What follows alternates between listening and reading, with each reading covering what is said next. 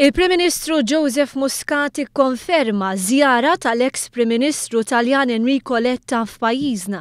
Letta se jkun qed jipparteċipa f'konferenza round table organizzata f'Malta mir-rivista rinomata The Economist. Il-Prim Ministru Joseph Muscat qali li l-ħsieb tiegħu huwa li pajjiżna jibqa' jkollu relazzjonijiet mill-aqwa mal-Italja bħalma kien hemm fi żmien Enrico Letta.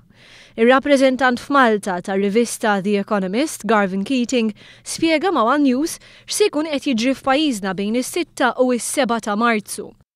Senior executives can get together with government in an informal, interactive setting, share their experiences, and high-level speakers can basically try and come up with innovative solutions to common challenges and share some of the best practices. Ir-rappreżentant ta' The Economist f'Malta spjega lan tal-Business Roundtable. We wanted to establish this event as a place where government could showcase their vision for the country and its economic sectors, where globally recognized industry leaders could share their insights and experience with Malta's local business leaders to inspire and help them become more competitive on the international stage. Fost il-mistednin distinti se jkunu preżenti f'Malta wkoll il-President tal-Parlament Ewropew Martin Schulz, l-eks Prim Ministru Taljan Mario Monti, is-Segretarju Ġenerali tal-Lega Arbija Nabil El-Arabi, il-Kap Eżekuttiv tal-Kumpanija General Energy Tony Hayward u l-eks Chairman tal-Kumpanija tal-Immaniġjar tal-assi Goldman Sachs. Dawn se jkunu qed jingħaqdu flimkien f'pajjiżna sabiex jaqsmu l-idejat tagħhom